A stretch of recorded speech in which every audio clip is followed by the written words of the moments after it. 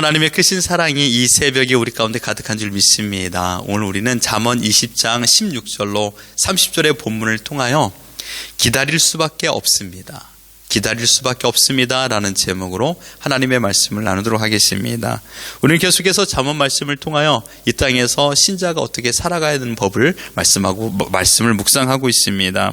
오늘 우리는 특별히 19절부터 25절까지 말씀을 중심으로 우리가 왜 기다려야 되는지, 또한 우리가 왜 조급해하지 않아야 하는지에 대하여 말씀을 함께 나누기를 원합니다. 우리가 가지고 있는 여러 가지 습관들은 좋은 것도 있습니다. 그러나 좋지 못한 것, 바꿔야 될 것도 있죠. 고쳐야 할 것을 우리가 어떻게 할 수 있을까요? 내가 이 습관이 잘못됐다라는 것을 어떻게 할 수 있죠? 그것은 내 곁에 있는 사람이 나에게 훈계를 해줄 때입니다. 가까이 있는 사람들이 이 부분은 바꿨으면 좋겠어 라고 말하는 것, 이것은 지금 내가 바꿔야 되는 것입니다. 대부분의 사람들이 고쳐야 될 습관이 있죠.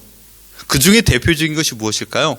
오늘 본문에 놓고 본다라면 참지 못하는 것입니다. 성급함인 것이죠. 잠언에서는요, 지혜로운 사람과 미련한 사람을 대조하여 설명합니다. 잠언 말씀을 보면 주제 잠언도 있고 그 다음에 개인 잠언도 있습니다. 개인 잠언이라는 것은 한 절 한 절 한 절 하나마다 의미를 두고 있는 것입니다. 그러나 잠언의 대표적인 특징은 대조법입니다. 대조하여서 미련한 자와 지혜로운 자를 설명합니다. 그래서 미련한 자와 지혜로운 자를 비교해 볼 적에 미련을 버려야 된다라는 것을 알게 하기 위하여서 이렇게 마치 이것은 좋고 이것은 나쁘다라고 말하는 것을 대조법이라고 말하는 것이죠. 그래서 잠언의 특징이 바로 대조법입니다. 미루는 자의 특징이 뭐냐? 그것은 바로 조급하다, 성급하다라는 것입니다. 참지 못한다라는 것이죠.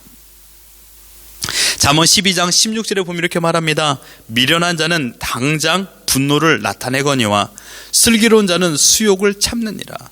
여기서 당장이라는 단어가 참 재밌습니다. 뭐냐면 그날에 알린다라는 뜻입니다.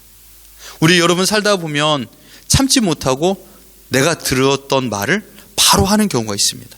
생각이 되는 것을 바로 말하는 것이 있죠. 일사천리라는 것에 좋은 힘을 발휘할 때도 있지만 그 성급함으로 인하여 큰 화를 불러일으킬 때도 있습니다.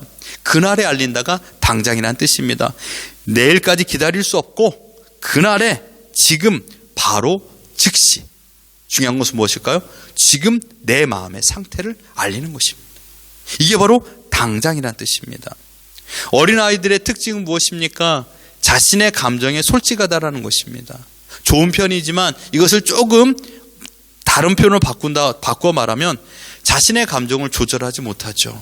그래서 오래 참지 못하고 바로 이야기하는 것입니다. 그렇습니다. 미련한 자들은 본능적인 감정에 치우쳐서 쉽게 결정합니다. 그런데 여러분, 쉽게 결정하여 잘 되는 일이 있다라고 오늘 본문에서 말하고 있습니까? 그렇지 않습니다. 오늘 21절을 보십시오. 처음에 속히 잡은 산업은 마침내 복이 되지 아니하느니라. 내가 보기에 이게 옳다, 내가 보기에 이게 좋겠구나 라고 생각하고 결정했는데 그 일이 그르치는 경우가 얼마나 많이 있습니까? 그래서 25절에도 보면 함부로라는 단어를 쓰고 있습니다. 함부로 결정하는 것, 조급하게 결정하는 부분에 큰 화가 있다는 것을 말하고 있는 것입니다.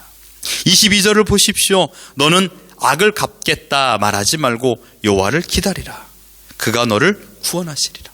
구원은 나의 어떠한 이 억한 심정이나 감정으로 이루어내지 못한다는 것입니다. 하나님께서 구원을 이루어 주시는데 제일 중요한 것은 무엇입니까? 기다리는 것입니다. 솔로몬은 지혜로운 사람의 특징을 한마디로 일축했습니다. 여호와를 기다리는 자다. 솔로몬 자신의 경험을 토대로 이 말씀을 기록한 것입니다. 우리가 잘 알고 있다시피 모든 일에 때가 있다고 말하지 않았습니까? 전도서 3장 1절에 보면 이렇게 말합니다. 범사에 기한이 있고 천하만사가 다 때가 있나니, 2절에 보면 날 때가 있고 죽을 때가 있으며 심을 때가 있고 심은 것을 뽑을 때가 있으며, 11절에 하나님의 모든 것을 지으시되 때를 따라 아름답게 하셨다라고 말하고 있습니다. 모든 말씀은 하나님께서 시작과 끝을 정하셨다라는 것입니다. 하나님께서 온 땅을 창조하셨고 그 땅을 지금도 통치하고 있다람을 우리가 믿는 자들, 그게 바로 신자입니다. 그렇다면 우리가 하나님을 믿고 있노라면 지금 우리의 인생에 심게 하시는 것과 거두게 하시는 것도 하나님의 주관인 줄 믿습니다. 하나님께서 지금도 인생을 다스리고 있다라면 나 한 사람의 인생 또한 다스리고 계십니다. 뿌리게 하시고 씨를 뿌리게 하시고 거두게 하시는 것도 하나님이십니다. 그런데 여러분, 이 사실을 우리가 믿고 있는데 문제는 무엇일까요? 문제는 바로 하나님의 때가 언제인가, 이것을 모른다라는 겁니다. 어떤 징조와 계시를 보고 꿈이나 환상을 통하여서 하나님께서 2021년 7월 5일 날 무엇을 해줄 거다 라고 하면 얼마나 좋습니까? 그때까지 기다리기만 하면 되는데요. 그런데 하나님께서는 그렇게 역사하지 않습니다. 저 또한 마찬가지입니다. 하나님께서 마치 2022년 1월 달에 이 교회 이렇게 하면 얼마나 좋겠습니까? 그때까지 참아내기만 하면 되는데요. 그러나 하나님은 그렇게 하시지 않습니다. 문제는 무엇이냐면 하나님의 때가 언제인지 모르기 때문에 그때까지 기다려야 됩니다. 계절은 벌써 수천 번 바뀌었습니다. 봄이 오면 여름이 옵니다. 수천 번 반복하였어요. 그래서 우리는 알고 있습니다. 지식적으로요. 봄이 오면 여름이 오고 가을이 오면 겨울이 온다. 그런데 여러분, 하나님께서 하나님의 때를 정하셨고 그때까지 우리는 기다려야 되는데 우리는 그것을 알지 못하고 기다리기가 너무나도 힘듭니다. 그래서 우리에게 하나님께서 주신 방법이 있습니다. 그것은 뭐냐면 어떤 상황에서든지 내 감정에 치우쳐서 일을 하지 말라는 것입니다. 그때는 몰라요. 언제가 하나님께서 일하실지 모르기 때문에 그때까지 어떻게 해야 될 것인가, 내 감정에 치우치지 말자라는 것입니다. 운동 경기에 있어서 중요한 것은 연습입니다. 왜 연습을 하죠? 실전에서 실수하지 않기 위한 것입니다. 실전에서 연습을 한 것 그대로 기량을 발휘하는 것은 중요합니다. 그러나 가장 중요한 것이 있다면 내 감정입니다. 내 감정에 치우치면요 어떻게 되죠? 게임에서 지게 되어 있습니다. 어제 US 오픈 여자 경기에서 렉시 톰슨이라는 여인이 마지막 경기 날에 5타를 앞서고 있었어요. 그러나 감정이 치우쳐서 역전패 당하고 말았습니다. 운동 경기일 뿐일까요? 아닙니다. 우리가 살아가는 인생사에서도 마찬가지입니다. 감정 조절하지 못하여 쉽게 결정 내림으로 인하여 일을 그르치는 경우가 얼마나 많이 있습니까? 우리가 할 수 있는 최대한의 방법은 무엇일까요? 하나님의 때까지 내 감정에 치우친 결정을 하지 말자라는 것입니다. 우리의 인생의 주인이 하나님인 것을 내가 믿노라면요, 시편 127편 1절을 보십시오. 여호와께서 집을 세우지 아니하시면 세우는 자의 수고가 헛되며 여호와께서 성을 지키지 아니하시면 파수꾼에 깨어있음이 헛되도다라고 말하고 있습니다. 집을 세우시고 집을 지키시는 분이 하나님이십니다. 도입해보죠. 여러분의 가정을 만드시고 지키십니다. 여러분의 자녀를 주셨고 지키십니다. 우리의 생명을 주셨고 지키신 분이 누굽니까? 나의 능력이 아니라는 겁니다. 나의 노력의 결과가 아니라 하나님의 때와 목적과 계획이 있어서 지금도 이 시간 우리를 지켜주고 있다는 것입니다. 뿐만 아니라 시작된 모든 것들을 유지하게 하시는 분도 하나님이십니다. 인도하시는 분이 하나님이죠. 하나님께서 돌봐주셨기 때문에 어제 우리는 눈을 뜨고 우리 자녀들과 함께 생활할 수 있었습니다.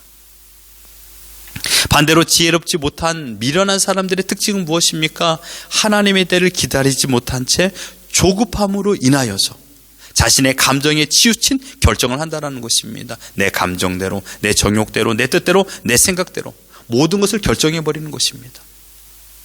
이러한 자들이 살아가면서 가장 많은 실수를 하는 것이 바로 오늘 본문의 15절입니다. 어제 본문 15절에 보면 세상에 금도 있고 진주도 많거니와 지혜로운 입술이 더욱 귀한 보배니라. 지혜로운 입술을 가지지 않으니 하지 말아야 될 말을 내 감정에 치우쳐서 하는 것입니다. 19절을 보십시오. 그런 사람의 특징이 나옵니다. 두루 다니며 함담하는 자는 남의 비밀을 누설하느니 입술을 벌린 자를 사귀지 말지니라. 하지 말아야 될 말을 참지 못하고 자기의 감정에 치우쳐서 행하는 것입니다. 분명 알고 있습니다. 내가 그 말을 하면 안 돼. 그런데 벌써 그 말을 해버리는 것입니다. 그래서 하나님께서는 엄히 경고했습니다. 그런 사람과 사귀지도 말라. 왜 그렇습니까? 하나님의 사람들이 미련한 사람들과 함께 있음으로 인하여 쉽게 동조될 수 있기 때문입니다. 미련한 사람들이 참지 못하고 기다리지 못하고 이 말하는 것을 좋아하기 때문에 이 말하는 것이 참 재밌거든요. 특별히 남의 이야기하는 것이 너무나도 재밌어요. 그래서 그런 말을 하는 것에 그 자리에 앉아 있으면 내 자신도 유언비어나 중상모략에 연루될 수 있기 때문입니다.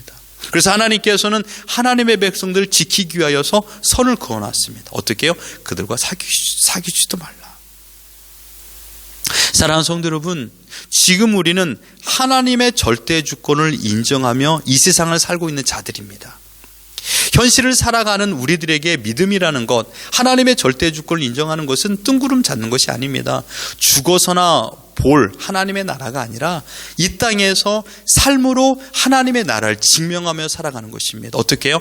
하나님의 절대 주권을 믿고 하나님께서 나를 향한 계획이 있는 것을 참고 기다리는 것입니다.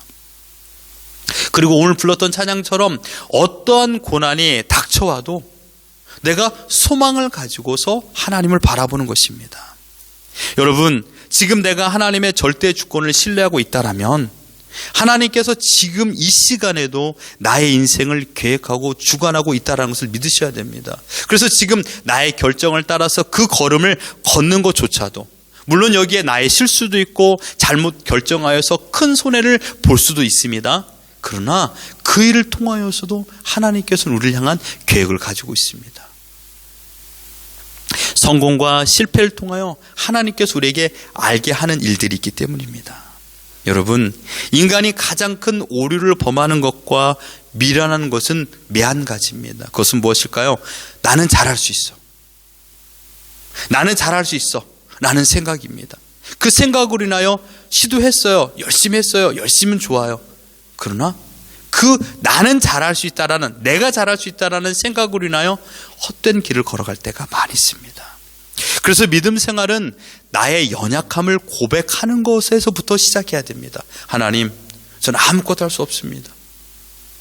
저는 아무것도 할 수 없습니다. 내가 지금까지 많은 노력을 했지만 얻어진 것은 경제적인 손해요, 육신의 아픔뿐이었습니다. 마치 예수님을 찾아왔던 혈류병 걸린 여인의 고백처럼요.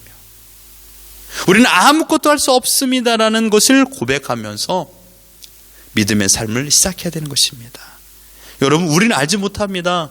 우리 앉고 일어섬도 알지 못합니다. 내일 어떤 일이 날지도 알지 못합니다. 24절을 보십시오. 사람의 걸음은 여호와로 말미암나니 사람이 어찌 자기의 길을 알 수 있으랴. 그렇습니다. 우리가 해야 될 것은 무엇일까요? 오늘과 지금이라는 시간의 최선입니다. 내 감정대로 내가 결정하여서 판단하지 말자라는 것입니다. 내가 하고 싶은 말이 진정 하나님께 영광을 돌리고 상대방에게 유익이 될 거라고 확신이 온다라면 그때는 과감히 하셔야죠. 그러나 불필요하거나 하나님의 영광이 나타나지 않는 말이라면 그 말을 멈추는 것입니다. 이것이 절제요 자기 포기입니다.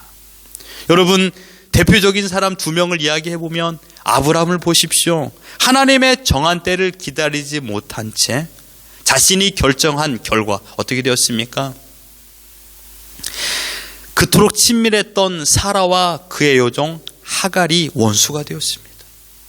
그것이 끝이 아니죠. 가정의 미움과 원망과 분노와 살인의 충동까지 가득했습니다. 심지어 영원한 원수지간으로 만들어내는 그 시작이 아브라함의 결정이었습니다. 노아를 보십시오. 하나님의 명령에 따라 너는 방주를 만들라.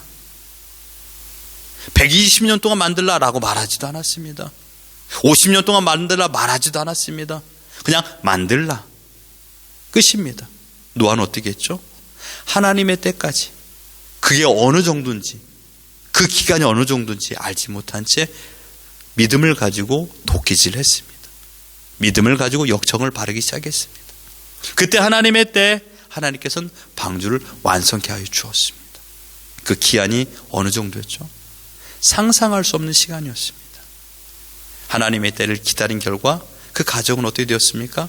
구원의 감격을 누리게 되지 않았습니까? 이사야 30장 18절을 보십시오.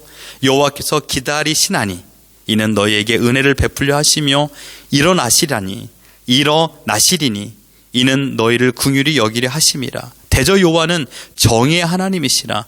그를 기다리는 자마다 복이 있도다. 하나님을 기다리는 자마다 복이 있는 줄 믿습니다. 하나님께서 우리를 향한 계획이 있습니다. 우리가 해야 될 것은 하나님을 소망하며 하나님을 기다리는 것입니다. 내일 어떤 일이 날지, 또한 어떻게 일을 해결해야 될지 답이 없어요. 우리에게는요. 우리에게는 답이 없습니다. 하나님만이 우리 인생의 답인 줄 믿습니다. 어떻게 해야 될까요? 기다려야 됩니다. 하나님께서 오늘이라는 시간, 지금이라는 시간을 허락하여 주셨던 이 자리에서 최선을 다하는 겁니다. 그리고 기다리는 겁니다. 열매를 맺을 때까지요. 하나님은 역사를 주관하시는 전능하신 하나님이신 줄 믿습니다. 여러분들이 지금 계획한 것이 있습니까? 그러나 그 걸음을 인도하시는 분이 여호와 하나님이라고 잠언 4장 23절에 말씀하셨습니다. 내 감정대로 하지 마십시오. 내 생각대로, 내 결정대로 하지 마시고 여러분의 인생에 마침표를 찍지 마십시오. 오늘 하나님께서 일하고 나를 이끌어 주신 것을 기대하고 이런 마음을 갖는 거죠. 하나님, 오늘 어떤 사람을 만나게 하실지 저는 알지 못합니다. 그러나 지금 내 앞에 있는 사람에게 최선을 다하는 겁니다. 왜요? 만나게 하여 주셨기 때문에. 어떻게 될까요? 그러면요, 하나님께서 모든 것을 열어주시는 겁니다. 그 사람이 아니다 싶으면 만남을 끊을 것이고, 계속 그 사람이다 싶으면 하나님께서 만나게 해주실 것입니다.